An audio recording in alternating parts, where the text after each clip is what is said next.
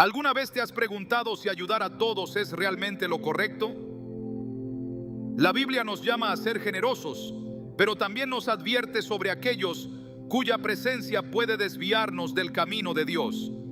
En Proverbios 14:7 se nos instruye: aléjate de la presencia del necio, porque en él no hallarás palabras de sabiduría.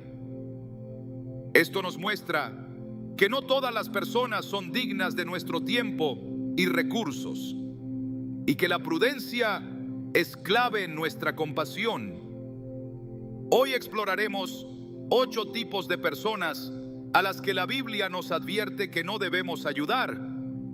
Conocer estas advertencias nos permitirá ser sabios en nuestras acciones y proteger nuestro corazón de influencias destructivas. ¿Estás listo para descubrir lo que Dios dice sobre este tema? La generosidad es una virtud apreciada en la Biblia, un reflejo del amor de Dios en nuestras vidas. Sin embargo, no todas las personas que piden ayuda la merecen. A lo largo de las Escrituras, Dios nos advierte sobre aquellos que buscan aprovecharse de la bondad ajena, personas que no buscan redención, sino manipular para su propio beneficio. No se trata de endurecer el corazón, sino de entender que la verdadera misericordia se ejerce con sabiduría. Jesús mismo, aunque era amoroso y compasivo, no se dejaba engañar por quienes tenían intenciones ocultas. En Mateo 7:6 encontramos una advertencia clara: no den lo sagrado a los perros, ni echen sus perlas a los cerdos, no sea que las pisoteen y volviéndose los despedacen. Este versículo no es una invitación al desprecio, sino un llamado al discernimiento. No todas las personas están listas para recibir la ayuda que ofrecemos. Algunas, de hecho, la convertirán en un arma contra nosotros. Pero, ¿cómo saber cuándo estamos ayudando a alguien genuino y cuándo estamos cayendo en una trampa de manipulación? La respuesta está en la palabra de Dios. En el relato de Sansón y Dalila, vemos un claro ejemplo de manipulación disfrazada de amor. Dalila no estaba interesada en el bienestar de Sansón. Su único propósito era explotarlo para obtener una ganancia. Jueces 16:15 nos muestra cómo Dalila jugaba con sus emociones. ¿Cómo puedes decirme te amo si tu corazón no está conmigo? La insistencia y el chantaje emocional de Dalila no provenían de un lugar de amor, sino de una estrategia para descubrir el secreto de la fuerza de Sansón. ¿Cuántas veces hemos sido presionados por palabras similares? Si realmente fueras una buena persona, me ayudarías. Si de verdad fueras cristiano, harías esto por mí. Pero la enseñanza de esta historia es clara. Cuando alguien busca manipularnos en nombre del amor, debemos tener cuidado. La manipulación no siempre es evidente. A veces viene disfrazada de una necesidad genuina. En Hechos 5, Ananías y Zafira intentaron engañar a la comunidad de creyentes con una apariencia de generosidad, ocultando sus verdaderas intenciones. Querían recibir honra sin pagar el precio de la honestidad. Pedro les confrontó, diciendo en Hechos 5:3: Ananías, ¿cómo es que Satanás llenó tu corazón para que mintieras al Espíritu Santo y te quedaras con parte del dinero que recibiste por el terreno? Aquí aprendemos que no toda petición de ayuda es sincera. Algunas tienen agendas ocultas. Hay quienes se presentan como necesitados, pero su verdadera intención es esclavizar a los demás en una red de culpa y obligación. Estas personas detectan corazones compasivos y los manipulan para sus propios fines. El enemigo conoce nuestras debilidades y puede usarlas en nuestra contra. Es por eso que Jesús, aunque ayudaba a los necesitados, nunca permitía que su compasión lo volviera ingenuo. En Juan 6:26, después de alimentar a la multitud con los panes y los peces, Jesús les dijo: ciertamente les aseguro que me buscan, no porque hayan visto señales, sino porque comieron pan hasta saciarse. Jesús veía sus corazones y sabía que no buscaban la verdad, sino solo los beneficios. En nuestras vidas hemos encontrado personas que solo se acercan en tiempos de crisis, pero desaparecen cuando ya han obtenido lo que querían. Vuelven solo cuando necesitan más. Se presentan como amigos, como familiares en apuros, como compañeros en dificultad, pero en el fondo, su relación con nosotros es puramente transaccional. Dios nos llama a ayudar, pero también nos advierte sobre ser sabios al hacerlo. Proverbios 22:3 nos dice: el prudente ve el peligro y lo evita. El inexperto sigue adelante y sufre las consecuencias. Hay quienes, al recibir ayuda, no muestran gratitud, sino que exigen más. Creen que tienen derecho a nuestros recursos, a nuestro tiempo, a nuestra energía. Y si alguna vez intentamos decir no, nos acusan de ser egoístas o crueles. Pero la Biblia nos muestra que incluso Dios pone límites. En Génesis 3, cuando Adán y Eva desobedecieron, Dios, en su amor, no los permitió quedarse en el Edén. Les impuso consecuencias, no porque no los amara, sino porque el amor verdadero no puede existir sin justicia. Cuando ayudamos sin discernimiento, no estamos haciendo un acto de amor, sino de debilidad. Pablo nos enseña en 2 Corintios 9:7 que cada uno debe dar según lo que haya decidido en su corazón, no de mala gana ni por obligación, porque Dios ama al que da con alegría. Esto significa que la ayuda no puede ser forzada ni extorsionada. No podemos dar solo porque alguien nos presiona o nos hace sentir culpables. La ayuda debe venir de un corazón libre y dirigido por Dios. Es difícil decir no a alguien que parece necesitarlo todo. La culpa nos carcome. La sociedad nos dice que siempre debemos ser accesibles y el miedo a ser vistos como malos cristianos nos lleva a ceder. Pero Jesús nos dejó el ejemplo de poner límites. En Lucas 4:16-30, cuando la gente de Nazaret intentó obligarlo a realizar milagros para ellos, Jesús no se dejó manipular. En lugar de complacerlos, les dijo la verdad y en respuesta intentaron echarlo de la ciudad. Si incluso el Hijo de Dios enfrentó el rechazo por no ceder ante la manipulación, ¿por qué creemos que debemos decir sí a todo? En nuestra vida diaria encontraremos muchas versiones de Dalila, de Ananías y Zafira, de la multitud que solo busca a Jesús por pan. Nos pedirán ayuda con palabras dulces, con lágrimas en los ojos, con promesas de que esta será la última vez que nos necesitarán. Pero la Biblia nos dice que debemos ser sabios. Ayudar a los demás no significa permitir que nos usen. El amor verdadero no es permitir el abuso, sino actuar con justicia. En Proverbios 19:19 se nos advierte: el de gran ira llevará la pena, y si lo libras, tendrás que volverlo a hacer. Esto nos muestra que cuando rescatamos a alguien sin que haya un verdadero cambio, lo único que hacemos es perpetuar su problema. Dios nos llama a ayudar, pero también nos da sabiduría para discernir cuándo nuestra ayuda realmente está sanando y cuándo solo está alimentando una conducta destructiva. Cuando nos enfrentemos a una situación en la que alguien pide ayuda, debemos hacer una pausa y orar. Preguntar a Dios si esta es una oportunidad para bendecir o si es una trampa disfrazada de necesidad.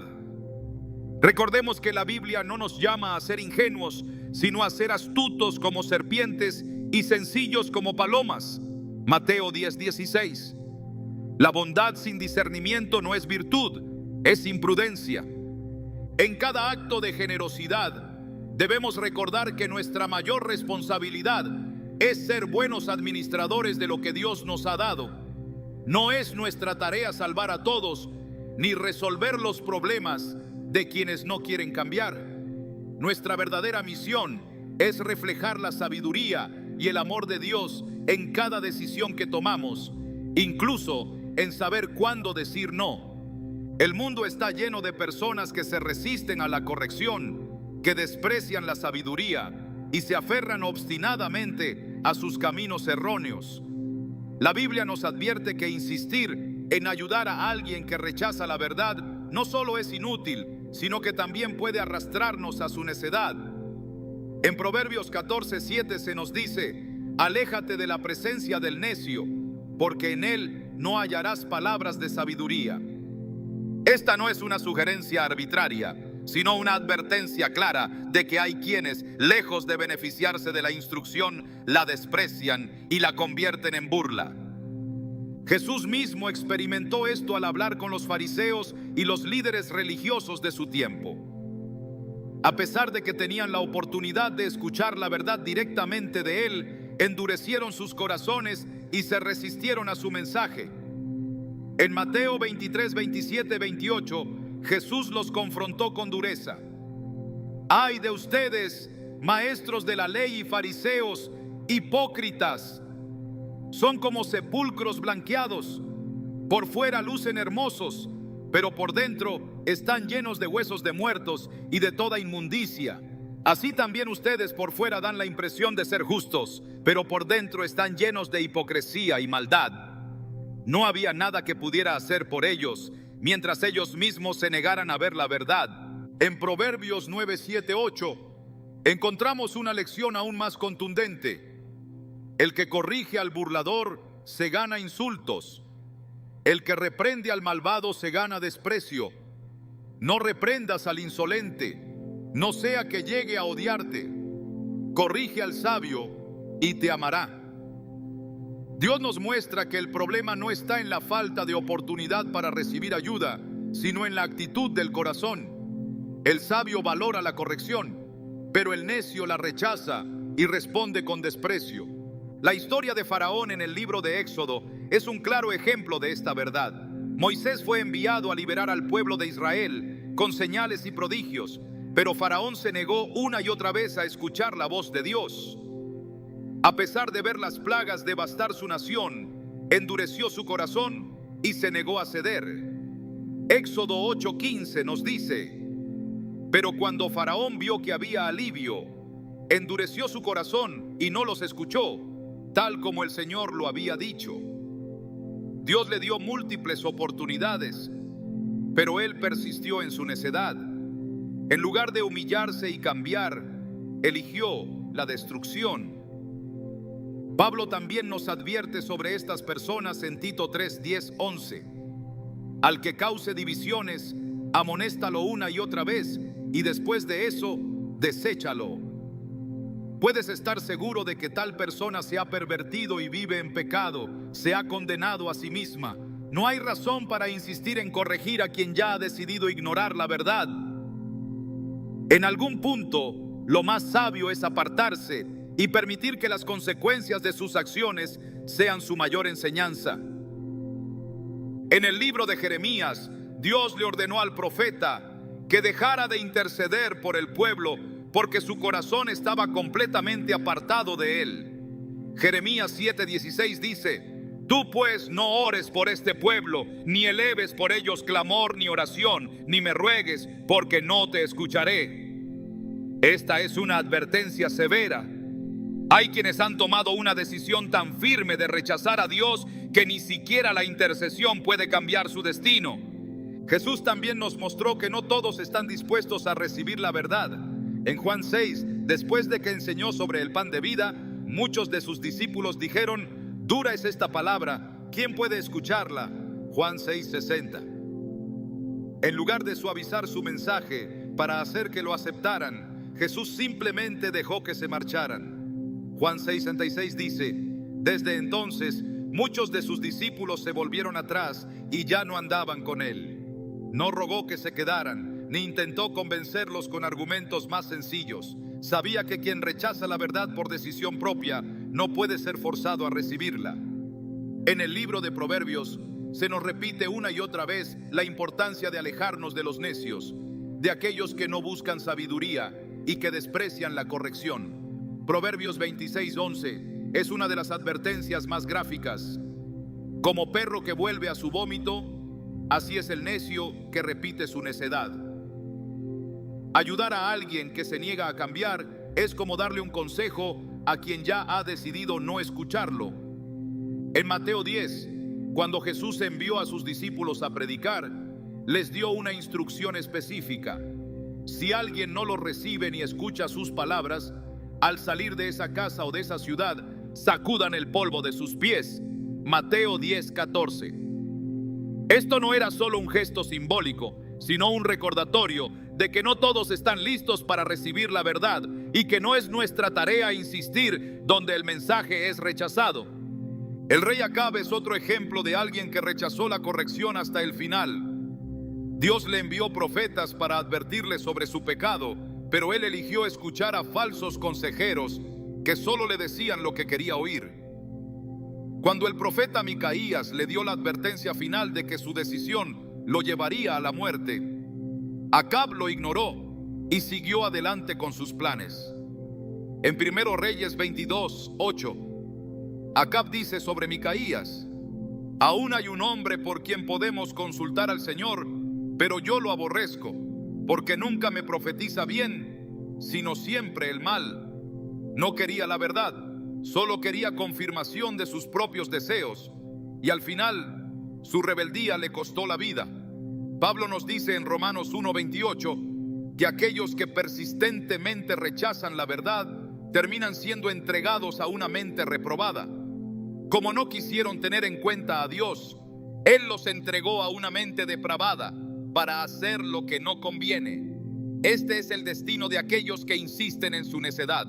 Llegará un punto en el que Dios los dejará seguir su camino y no habrá nada más que podamos hacer por ellos. No todos están listos para recibir ayuda. No todos valoran la corrección. No todos quieren cambiar. La Biblia nos muestra que es peligroso insistir en ayudar a alguien que ha decidido rechazar la verdad. Proverbios 13:20 nos advierte: el que anda con sabios, sabio será, mas el que se junta con necios sufrirá el daño.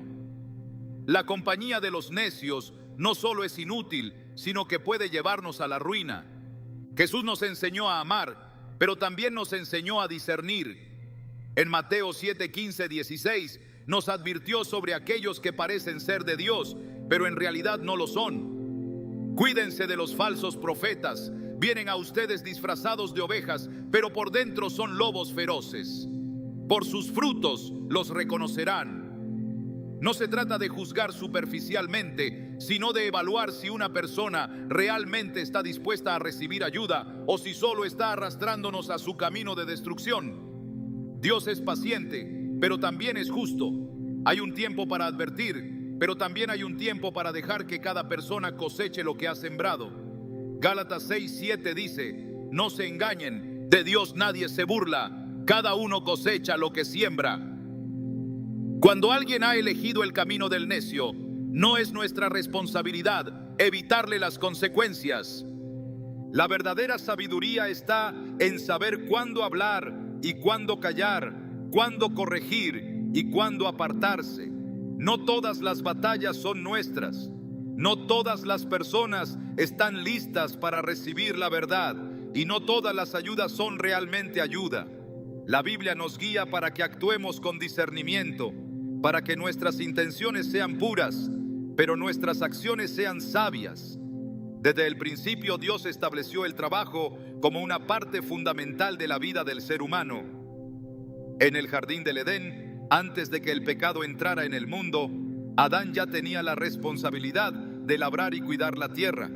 Génesis 2:15 dice: tomó pues Jehová Dios al hombre y lo puso en el huerto de Edén para que lo labrara y lo guardase. El trabajo no es un castigo, sino un diseño divino para el desarrollo, la provisión y el propósito en la vida del hombre. Sin embargo, a lo largo de la historia han existido quienes rechazan este principio y prefieren depender del esfuerzo ajeno. La Biblia es clara en su advertencia sobre estas personas. Pablo, en su carta a los tesalonicenses, estableció un principio ineludible: el que no quiera trabajar, que tampoco coma. Segundo Tesalonicenses 3:10. Este no es un mensaje de indiferencia ante la necesidad, sino una instrucción para evitar fomentar la pereza y la irresponsabilidad. En la iglesia primitiva, algunos creyentes esperaban ser sustentados sin hacer ningún esfuerzo, y Pablo les recordó que cada uno debía asumir su responsabilidad. El libro de Proverbios es insistente en señalar las consecuencias de la pereza. Proverbios 6, 9, 11 dice: perezoso, ¿hasta cuándo has de dormir? ¿Cuándo te levantarás de tu sueño? Un poco de sueño, un poco de dormitar y un poco de cruzar las manos para reposo. Así vendrá tu pobreza como caminante y tu necesidad como hombre armado. El descanso es necesario, pero cuando se convierte en un estilo de vida basado en la evasión del esfuerzo, las consecuencias son inevitables. Jesús, en la parábola de los talentos, mostró la diferencia entre aquellos que administran bien lo que reciben y quienes lo desperdician por negligencia. En Mateo 25, 26, el Señor de la parábola le dice al siervo que no hizo nada con el talento que recibió: siervo malo y negligente. No hubo excusas ni justificaciones para su inacción. Mientras los otros habían trabajado y multiplicado lo que les fue dado, él eligió enterrarlo, temeroso y sin deseo de esforzarse. Su castigo no fue solo la pérdida del talento, sino la separación del favor de su Señor. En contraste, la Biblia exalta el esfuerzo y la diligencia. Proverbios 10:4 enseña: la mano negligente empobrece, mas la mano de los diligentes enriquece.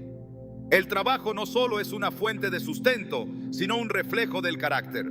Aquellos que rechazan el esfuerzo no solo enfrentan la pobreza material, sino también una vida de dependencia y frustración. La historia del hijo pródigo es otro ejemplo de la diferencia entre la diligencia y la pereza. En Lucas 15, Jesús relató cómo un joven decidió abandonar la casa de su padre y malgastar su herencia en placeres sin pensar en el futuro. Solo cuando perdió todo y se encontró en necesidad, cuidando cerdos y deseando alimentarse de su comida, entendió el valor del trabajo y la responsabilidad.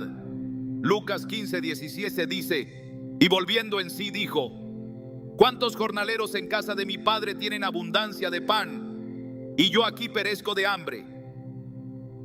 Su miseria no fue el resultado de una tragedia ajena a su control, sino de sus propias decisiones.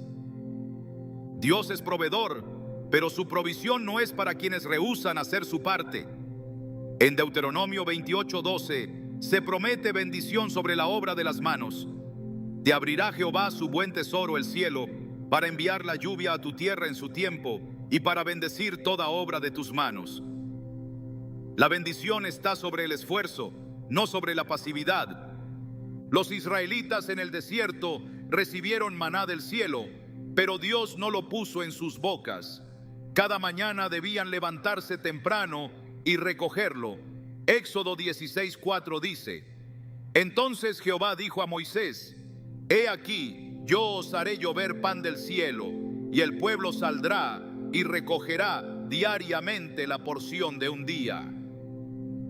Incluso en los momentos en que Dios provee de manera sobrenatural, siempre hay una acción que se nos requiere.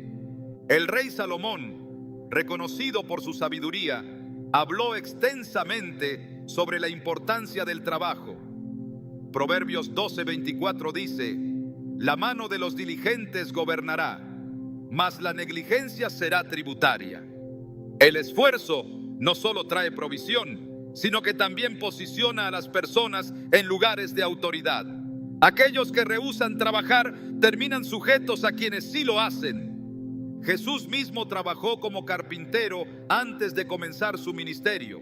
No necesitaba hacerlo, pero eligió dar ejemplo de responsabilidad y esfuerzo. Marcos 6:3 dice: ¿no es este el carpintero, hijo de María? Su vida fue una demostración de que el trabajo es parte del propósito divino. En Eclesiastés 9:10 se nos da una instrucción clara: todo lo que te viniere a la mano para hacer, hazlo según tus fuerzas. Dios espera que aprovechemos las oportunidades y no las dejemos pasar por pereza o indiferencia. El apóstol Pablo no solo predicó este principio, sino que lo vivió. En Hechos 18:3 se nos dice que trabajaba como fabricante de tiendas para sustentarse. A pesar de que tenía derecho a recibir apoyo como apóstol, decidió dar ejemplo de diligencia. El rechazo al trabajo es una señal de un corazón que no quiere asumir responsabilidades. La Biblia nos muestra que el esfuerzo es una de las maneras en que Dios moldea el carácter. En Gálatas 6:7, Pablo advierte: no os engañéis, Dios no puede ser burlado, pues todo lo que el hombre sembrare, eso también segará. Quien no siembra, no puede esperar cosecha. En Nehemías 4:6 se describe la reconstrucción de los muros de Jerusalén con una frase clave: porque el pueblo tuvo ánimo para trabajar. Dios estaba con ellos, pero la obra avanzó porque ellos decidieron esforzarse. En 1 Corintios 15:58, Pablo anima a los creyentes con estas palabras: así que, hermanos míos amados, estad firmes y constantes, creciendo en la obra del Señor siempre, sabiendo que vuestro trabajo en el Señor no es en vano. El esfuerzo siempre tiene una recompensa, ya sea en esta vida o en la eternidad. Dios bendice el trabajo y espera que cada persona asuma la responsabilidad de su vida. No hay virtud en fomentar la pereza ni en permitir que otros se aprovechen del esfuerzo ajeno. Proverbios 21:25 dice: el deseo del perezoso lo mata, porque sus manos no quieren trabajar. El trabajo es una de las formas en que reflejamos la imagen de Dios. Jesús dijo en Juan 5:17: mi Padre hasta ahora trabaja y yo trabajo. Si Dios mismo trabaja, ¿cómo podríamos justificar la pereza? El hombre que rechaza el esfuerzo y espera que otros lo sustenten se está alejando del diseño divino. 1 Timoteo 5:8 lo dice con claridad: porque si alguno no provee para los suyos y mayormente para los de su casa, ha negado la fe y es peor que un incrédulo. La pereza no es una simple falta de disciplina, es una elección que trae consecuencias. Proverbios 20:4 dice: el perezoso no hará a causa del invierno, pedirá pues en la siega y no hallará. Quien no siembra en su tiempo, no cosecha cuando necesita. El principio es claro: Dios ayuda al que trabaja, bendice al que se esfuerza y fortalece al que enfrenta el desafío con diligencia. Aquellos que eligen la pereza sobre el esfuerzo, la dependencia sobre la responsabilidad y la comodidad sobre el crecimiento, están rechazando el plan de Dios para sus vidas. La ayuda debe ser para quienes la necesitan en verdad, no para quienes rehúsan hacer su parte. Desde el principio, Dios estableció el orden como fundamento de su creación. Todo lo que ha sido hecho tiene un propósito, una estructura y un diseño perfecto en el que cada cosa cumple su función. Cuando este orden es quebrantado, cuando la armonía se rompe, las consecuencias son inevitables. La discordia, la división y el caos no son simples accidentes, sino el resultado de corazones que eligen rebelarse contra lo que Dios ha establecido. La Biblia nos advierte sobre aquellos que no solo viven en el conflicto, sino que lo provocan, lo alimentan y lo utilizan para sus propios fines. El Señor detesta la violencia de los que siembran contienda. En Proverbios 6, 16, 19 se enumeran las cosas que Dios aborrece, y entre ellas está el que siembra discordia entre hermanos. Esta no es una falta menor. No se trata de un simple error ni de una debilidad de carácter, sino de un pecado que corrompe y destruye desde dentro. La discordia es un veneno que debilita a las familias, divide a las congregaciones y rompe la unidad entre los hijos de Dios. En el libro de Números, la rebelión de Coré es un claro ejemplo de cómo la contienda puede llevar a la destrucción. Coré, junto con Datán y Abiram, desafió la autoridad de Moisés y Aarón, no porque buscara justicia, sino porque quería poder. Su argumento parecía razonable: toda la congregación, todos ellos son santos, y en medio de ellos está Jehová. Números 16:3. Pero Dios conocía sus corazones, sabía que sus intenciones no eran puras y que su objetivo no era el bienestar del pueblo, sino su propio beneficio. El juicio fue inmediato. La tierra se abrió y los tragó vivos, y el fuego consumió a aquellos que los siguieron. El conflicto por sí solo no es señal de injusticia. Jesús mismo dijo que no vino a traer paz, sino espada, Mateo 10:34. Pero su mensaje no se refería a una búsqueda intencional de la división, sino a la consecuencia natural de la verdad.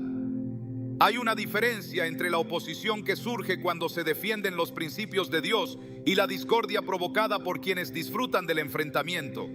Pablo, en su carta a Tito, dio instrucciones claras sobre cómo tratar con aquellos que generan divisiones.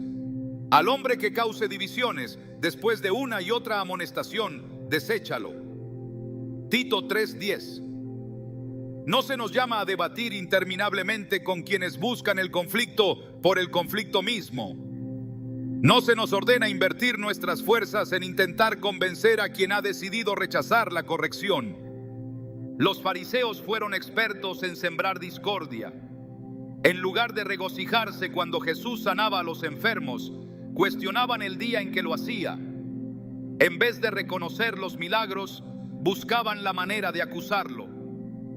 Su interés no estaba en la verdad, sino en mantener su posición. En Mateo 12:24, al ver que Jesús expulsaba demonios, dijeron: Este no echa fuera los demonios, sino por Beelzebú, príncipe de los demonios. Su argumento era absurdo, pero no les importaba la lógica. Su propósito era desacreditar, generar confusión, dividir. Dios no es un Dios de desorden. En 1 Corintios 14:33 se nos dice: Dios no es Dios de confusión, sino de paz. Todo lo que fomenta el caos y la destrucción no proviene de Él. Cuando alguien es fuente constante de pleitos, chismes y enemistades, no importa cuán convincente sea su discurso, su fruto revela su verdadera naturaleza. Jesús advirtió en Mateo 7:16: Por sus frutos los conoceréis. Las palabras pueden ser engañosas, pero los frutos nunca mienten. En el libro de Nehemías, cuando los israelitas reconstruían los muros de Jerusalén, aparecieron enemigos cuyo único propósito era interrumpir la obra. Sanbalat, Tobías y Gesem no tenían interés en la verdad ni en la justicia. Su meta era impedir el progreso del pueblo de Dios. En Nehemías 6:9, el propio Nehemías reconoce su estrategia. Porque todos ellos nos amedrentaban diciendo: se debilitarán las manos de ellos en la obra y no será terminada. Estos hombres usaban la intimidación, la burla y la mentira para tratar de detener la obra. Pero Nehemías no cedió, no se detuvo a debatir con ellos, ni les concedió la influencia que buscaban. Su respuesta fue simple: continuar con la misión que Dios le había dado. Hay quienes buscan la ayuda de otros no porque la necesiten, sino porque desean arrastrarlos a sus conflictos. Proverbios 26:21 dice: el carbón para las brasas y la leña para el fuego, y el hombre rencilloso para encender contienda. Estas personas no buscan reconciliación, sino confrontación. No buscan justicia, sino venganza. No buscan restauración, sino destrucción. Jesús enseñó que los pacificadores son bienaventurados, Mateo 5:9. Pero la paz no significa tolerar el pecado ni aceptar la maldad. Cuando Jesús encontró a los cambistas en el templo, no los ignoró ni los justificó. Juan 2:15 dice: y haciendo un azote de cuerdas, echó fuera del templo a todos. Su celo no era por un conflicto sin propósito, sino por la santidad de la casa de su Padre.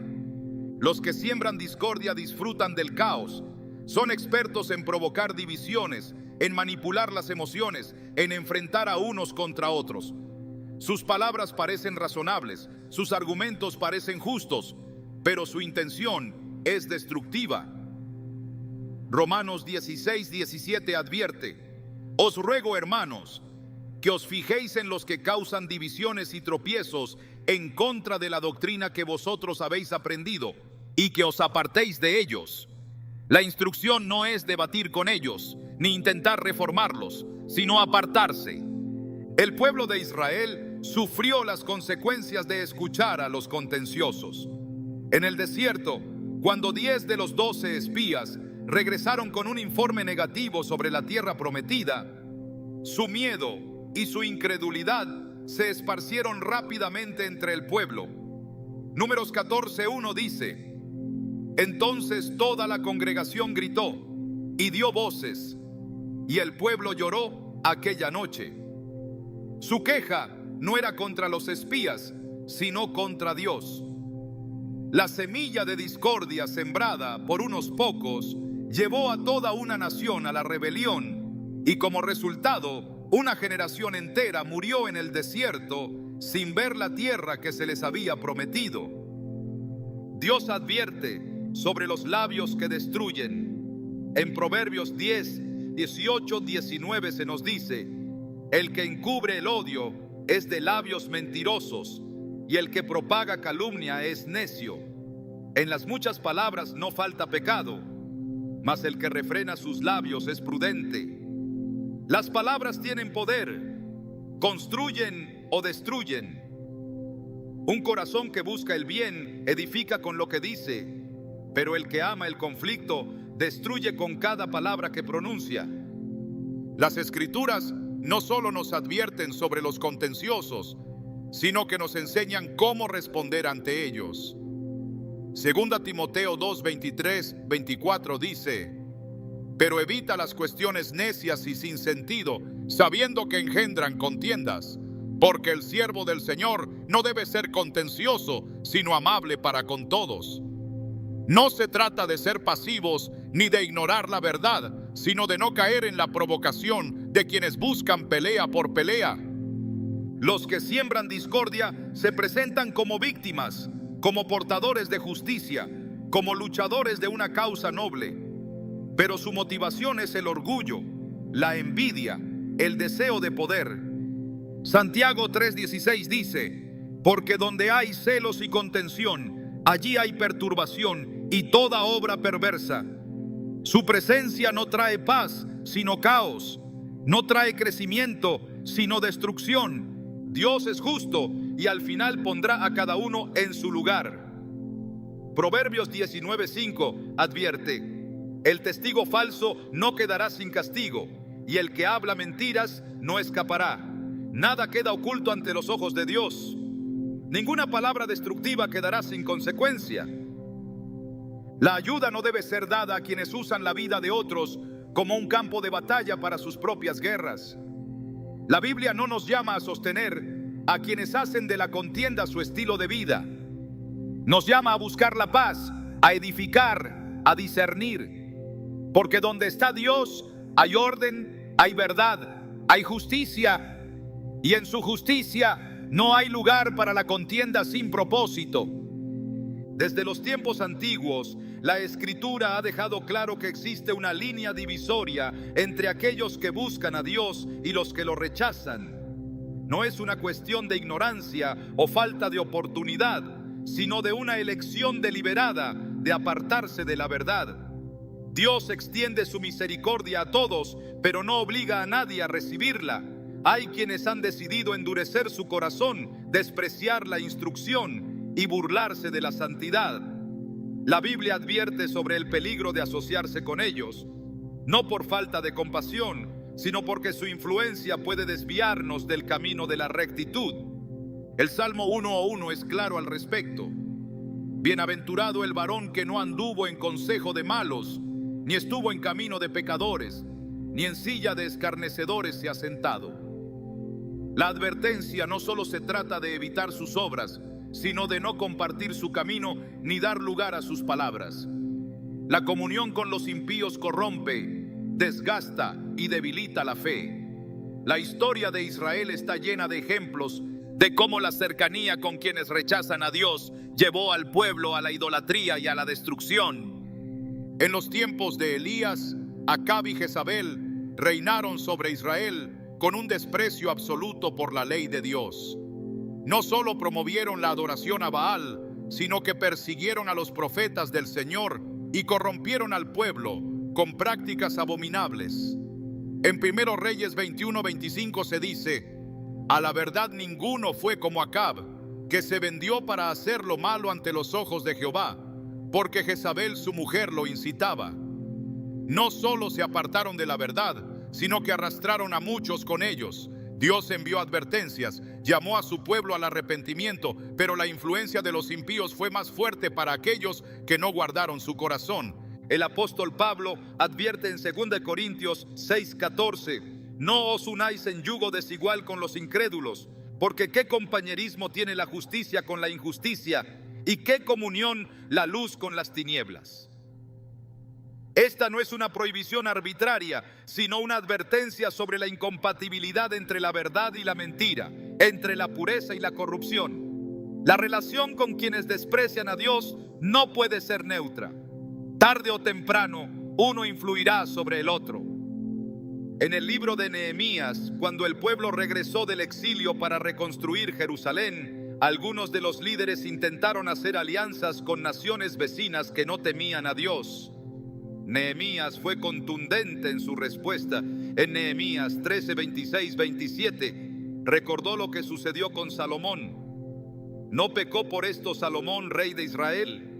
Aun a él, que era amado de su Dios, y Dios lo había puesto por rey sobre todo Israel, le hicieron pecar las mujeres extranjeras.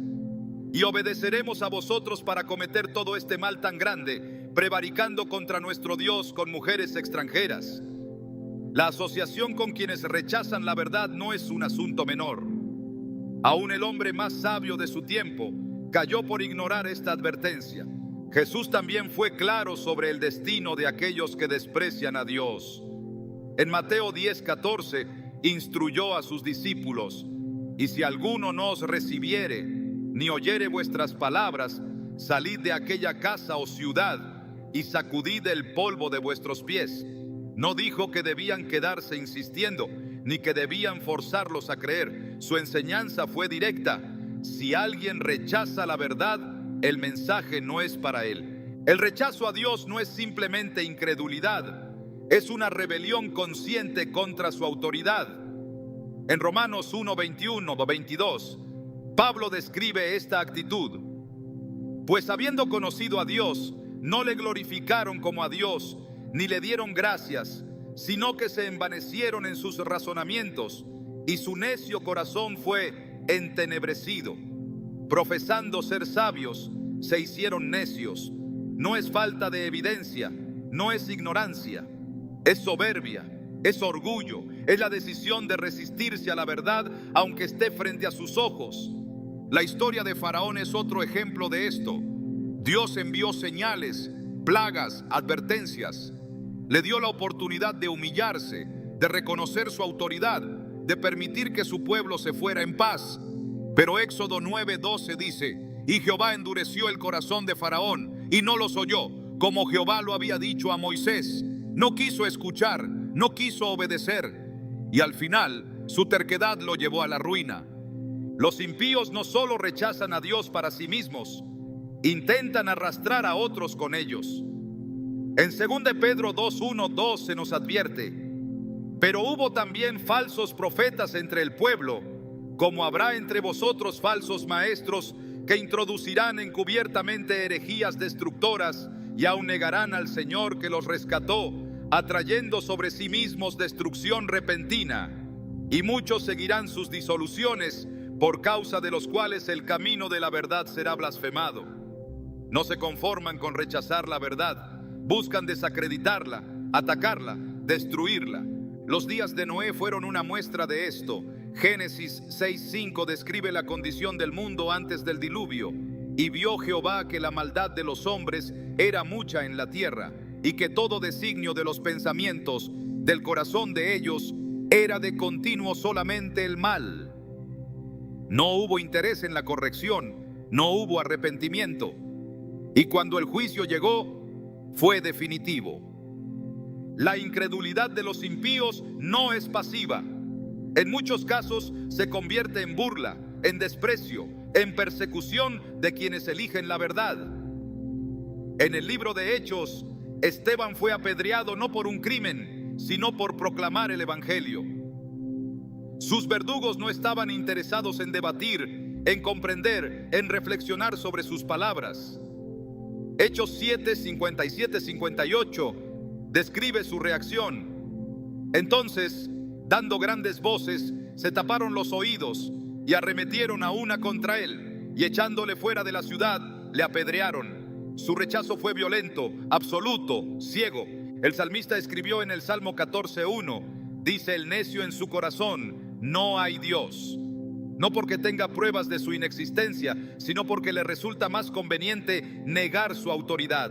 Su incredulidad no nace de la razón, sino de la rebelión. No se trata de ayudar a quien busca la verdad, sino de entender que hay quienes han decidido rechazarla.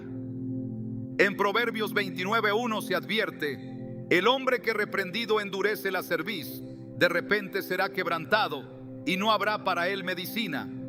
No se puede obligar a nadie a recibir la gracia de Dios. No se puede insistir donde el corazón ya ha decidido cerrarse. Jesús dijo en Mateo 7:6: no deis lo santo a los perros, ni echéis vuestras perlas delante de los cerdos, no sea que las pisoteen y se vuelvan y os despedacen. No es desprecio, es discernimiento. No todos valoran la verdad, no todos desean la salvación, no todos están dispuestos a escuchar. Los impíos han elegido su camino. Su destino está en manos de Dios. Su juicio no nos corresponde. Pero la instrucción es clara: no participar de sus obras, no caminar en sus senderos, no compartir su consejo. Proverbios 4:14-15 dice: no entres por la vereda de los impíos, ni vayas por el camino de los malos. Déjala, no pases por ella, apártate de ella, sigue adelante. La separación no es una opción, es un mandato. La luz no puede mezclarse con las tinieblas sin perder su brillo. La verdad no puede ser negociada sin ser corrompida. Y la ayuda no puede ser dada a quienes la convertirán en un arma contra la misma justicia que desprecian. Dios es misericordioso, pero también es justo. Y su justicia demanda que se haga diferencia entre quienes buscan su rostro y quienes lo rechazan. Desde el principio, Dios estableció un orden en la creación, una ley de siembra y cosecha que rige tanto el mundo natural como el espiritual. Todo lo que el hombre siembra, eso también segará. Quien siembra con generosidad, con amor y con justicia, recogerá el fruto de su esfuerzo. Pero quien solo busca recibir sin dar nada a cambio, sin mostrar gratitud ni transformación, terminará vacío y sin bendición. La Escritura advierte sobre aquellos que solo extienden la mano para pedir, pero nunca abren el corazón para dar. La ayuda no es un derecho que se pueda exigir sin responsabilidad. Es una manifestación de gracia que debe recibirse con humildad y con un deseo genuino de cambio. La Biblia muestra que Dios es generoso, pero no derrama sus bendiciones sobre quienes no valoran lo que reciben. Jesús, al enviar a sus discípulos a predicar, les instruyó con claridad: y cualquiera que no os reciba ni oiga vuestras palabras, salid de aquella casa o ciudad y sacudid el polvo de vuestros pies. Mateo 10:14. La ayuda, el mensaje, la gracia no son para aquellos que los desprecian. Si Dios mismo no impone su bondad sobre quienes la rechazan, tampoco se espera que sus hijos entreguen sin discernimiento lo que ha sido puesto en sus manos. En la multiplicación de los panes y los peces, Jesús alimentó a miles con compasión, pero después de ese milagro, muchos lo siguieron no por la verdad, sino por el pan. En Juan 6:26, Jesús los confrontó: de cierto os digo, que me buscáis, no porque habéis visto las señales, sino porque comisteis el pan y os saciasteis. Buscaban los beneficios, pero no el mensaje. Querían la provisión, pero no el compromiso. Sus corazones no estaban dispuestos a recibir lo que realmente importaba. La Escritura enseña que hay quienes se acercan solo cuando necesitan algo, pero una vez que lo obtienen, olvidan a quien les ayudó. En Lucas 17, Jesús sanó a 10 leprosos, pero solo uno regresó a darle gracias. Jesús, viendo la ingratitud de los otros 9, preguntó: ¿no son 10 los que fueron limpiados? ¿Y los 9 dónde están? Lucas 17:17. No todos valoran lo que reciben. No todos muestran gratitud. Y cuando alguien solo busca la ayuda sin reconocer su fuente, es señal de que su corazón no está dispuesto a cambiar. Proverbios 30:15 utiliza una imagen poderosa para describir a quienes nunca están satisfechos con lo que reciben. La sanguijuela tiene dos hijas que dicen: dame, dame. Hay personas cuyo único propósito es tomar. No importa cuánto se les ayude, siempre pedirán más, sin intención de mejorar su situación, sin deseo de trabajar, sin interés en cambiar. La ayuda que se da a estas personas nunca es suficiente, porque su corazón no busca restauración, sino dependencia. Dios espera que su pueblo sea generoso, pero también que sea sabio.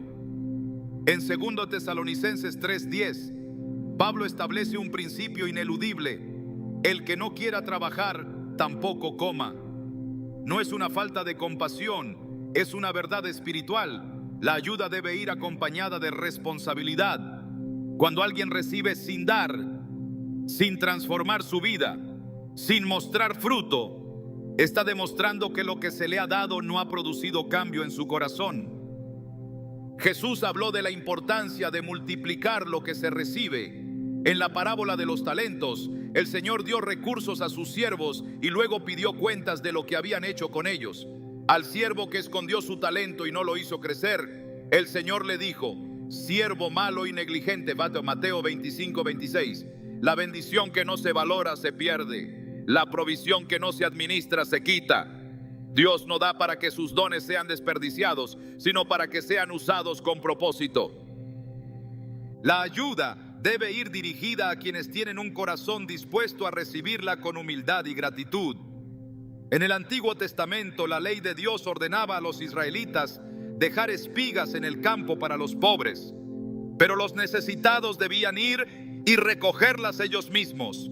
Levítico 19:9-10. Dios proveyó para los que no tenían, pero no les llevó el alimento a la puerta. Siempre hubo un principio de esfuerzo, de participación, de responsabilidad. La historia de los israelitas en el desierto es un recordatorio de cómo Dios provee, pero también demanda obediencia y acción. El maná caía del cielo cada mañana, pero cada uno debía recoger su porción. No podían almacenar más de lo necesario ni esperar que Dios hiciera todo por ellos. Cuando algunos intentaron guardar el maná en exceso, se llenó de gusanos. Éxodo 16:20. Dios da lo necesario, pero espera que cada uno haga su parte. El problema de quienes solo buscan recibir sin dar es que su corazón no está en la provisión de Dios, sino en sus propios deseos.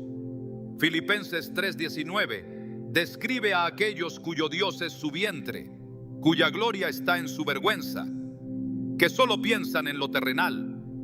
Su motivación no es la verdad, ni la gratitud, ni el crecimiento espiritual. Solo buscan saciarse sin considerar el propósito de lo que reciben. Jesús enseñó que dar es mejor que recibir. Hechos 20:35. La generosidad es un reflejo del carácter de Dios, pero no es una obligación ciega. Dar sin sabiduría no es generosidad, es desperdicio. La ayuda debe estar dirigida a quienes la recibirán con gratitud y la usarán para crecer, no a quienes la tomarán sin intención de mejorar. En el libro de Proverbios, la pereza y la falta de gratitud van de la mano. Proverbios 19:24 dice: el perezoso mete su mano en el plato y ni aun a su boca la llevará. Hay quienes quieren recibir, pero no están dispuestos a hacer ni lo más mínimo con lo que obtienen. No es solo falta de esfuerzo, es un corazón que no valora lo que se le da. El principio de dar y recibir está presente en toda la Escritura. Dios bendice a los que dan con gozo, a los que usan bien lo que reciben, a los que siembran con sabiduría. Pero la ayuda mal dirigida solo refuerza la dependencia y la falta de responsabilidad. En el Salmo 37:21 se dice: el impío toma prestado y no paga, mas el justo tiene misericordia y da. Hay una diferencia entre quien recibe con gratitud y quien solo toma sin intención de devolver, sin intención de honrar lo que se le ha dado. El libro de Ageo muestra un ejemplo de cómo Dios retiene su bendición cuando el corazón de las personas no está alineado con su voluntad. En Ageo 1:6 se describe la frustración de aquellos que buscan la provisión sin poner a Dios en primer lugar. Sembráis mucho y recogéis poco, coméis y no os saciáis, bebéis y no quedáis satisfechos, os vestís y no os calentáis, y el que trabaja a jornal recibe su jornal en saco roto. La bendición no solo depende de cuánto se recibe, sino de cómo se administra. La Escritura enseña que Dios ama al dador alegre, pero también muestra que dar sin propósito es insensato. Jesús dijo en Mateo 7:6: no deis lo santo a los perros, ni echéis vuestras perlas delante de los cerdos. La generosidad debe ir acompañada de discernimiento. La ayuda que no transforma, que no produce gratitud, que no lleva a una vida de responsabilidad, se convierte en una carga. La verdadera generosidad edifica, corrige, fortalece. Dios no nos llama a sostener a quienes no valoran la bendición, sino a compartir con aquellos que verdaderamente la recibirán con un corazón dispuesto. La ley de la siembra y la cosecha sigue vigente. Quien solo quiere recibir sin dar, sin crecer, sin cambiar, no está caminando en la voluntad de Dios. Y quien da sin discernimiento, sin considerar el fruto de su ayuda, no está ejerciendo verdadera misericordia, sino alimentando una dependencia que aleja más que acerca a la verdadera provisión divina. La ayuda es un acto de amor, un reflejo del carácter de Dios en la vida de aquellos que han sido llamados a caminar en justicia. Sin embargo, la misericordia sin discernimiento puede convertirse en una carga que destruye en lugar de edificar. La Escritura no solo nos enseña a dar, sino también a entender cuándo dar, a quién dar y cuándo es necesario apartarse. No todo el que extiende la mano lo hace con un corazón dispuesto a recibir corrección. No todo el que pide auxilio está en verdadera necesidad. No todo el que busca ayuda lo hace con intenciones puras. Hay ocasiones en las que ayudar es lo correcto, pero también hay momentos en los que hacerlo es participar en la insensatez, reforzar el pecado y alimentar la rebelión. Dios nos ha dado la capacidad de discernir, de ver más allá de las apariencias, de evaluar no solo la petición de ayuda, sino también el fruto de quienes la solicitan. Jesús en su ministerio ayudó a muchos, sanó enfermos, alimentó multitudes, pero nunca permitió que su compasión se convirtiera en una herramienta de manipulación. No cedió a quienes lo buscaban solo por interés. No adaptó su mensaje para agradar a los que querían un evangelio a su medida. No accedió a las exigencias de los que lo seguían por conveniencia, pero no por convicción. En Juan 2:24-25 se dice: pero Jesús mismo no se fiaba de ellos, porque conocía a todos y no tenía necesidad de que nadie le diese testimonio del hombre, pues él sabía lo que había en el hombre. Su discernimiento lo protegió de ser usado por quienes solo querían beneficiarse de su poder sin someterse a su autoridad. La ayuda, cuando se da sin sabiduría, puede convertirse en un obstáculo para el crecimiento. Hay quienes necesitan ser corregidos más que sostenidos, quienes necesitan ser confrontados más que respaldados. En la parábola del hijo pródigo, el padre no fue a rescatarlo cuando se encontró en miseria. No envió siervos a sacarlo del corral de los cerdos. No lo buscó para darle comida mientras vivía en desorden. Fue el sufrimiento, la escasez y la humillación lo que lo llevó al arrepentimiento. Lucas 15:17 dice: y volviendo en sí dijo: ¿cuántos jornaleros en casa de mi padre tienen abundancia de pan, y yo aquí perezco de hambre? No fue una ayuda mal dirigida lo que lo restauró, sino el peso de sus propias decisiones. Si su padre hubiera intervenido antes, el hijo jamás habría entendido la necesidad de volver. La disciplina es una forma de amor tanto como la misericordia. En Hebreos 12:6 se nos dice: porque el Señor al que ama disciplina y azota a todo el que recibe por hijo. No toda dificultad debe ser eliminada, No toda carga debe ser aliviada. No toda prueba debe ser interrumpida.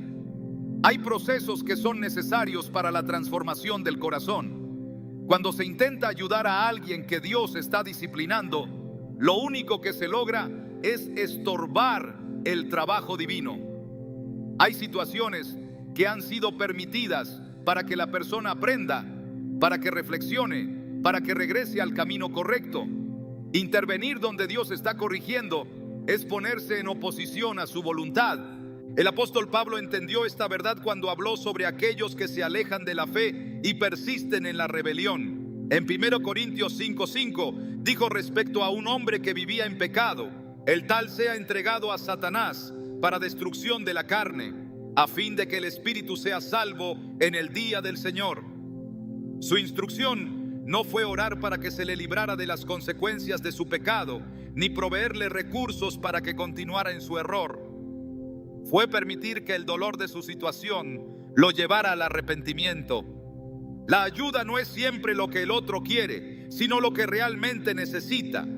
Hay momentos en los que el acto más misericordioso no es extender la mano, sino apartarse, dejar que las consecuencias hablen, permitir que el vacío de la falta de recursos, la soledad de la insensatez, el peso de la mala decisión, sean la voz que llame al cambio.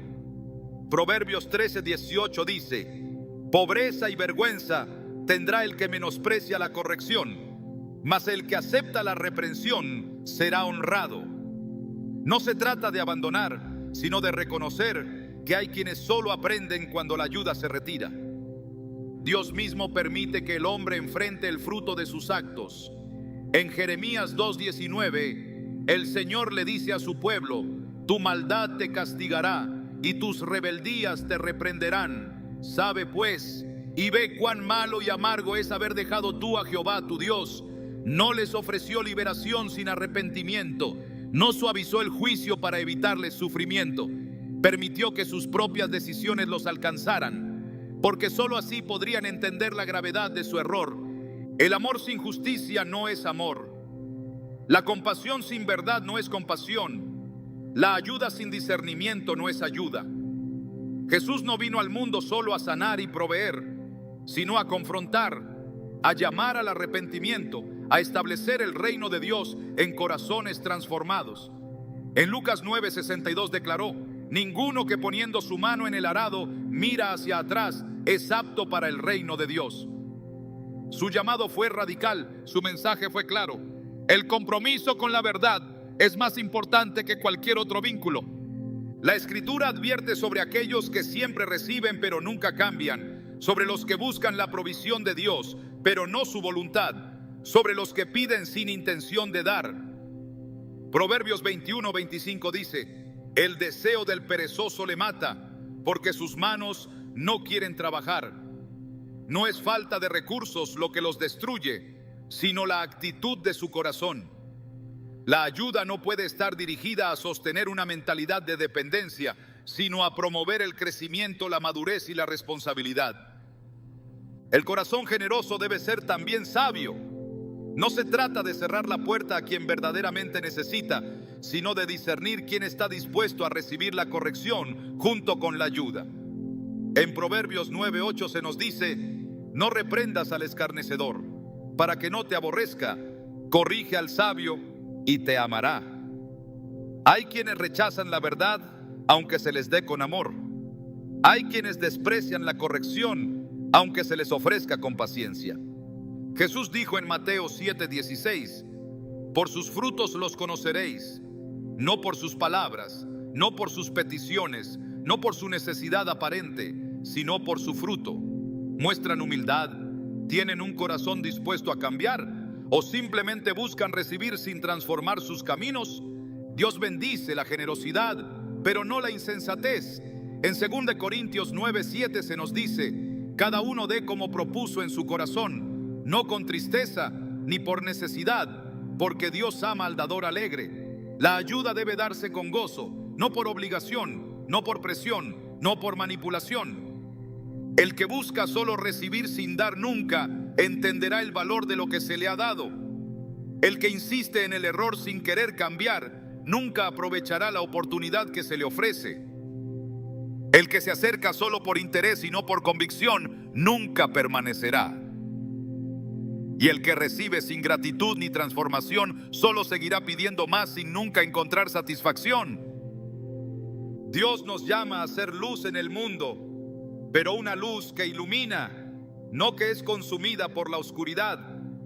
Ser generosos pero con sabiduría, ayudar pero con discernimiento, amar pero sin negociar la verdad, porque al final lo que verdaderamente transforma una vida no es la cantidad de ayuda recibida, sino la disposición del corazón para reconocer la necesidad de Dios.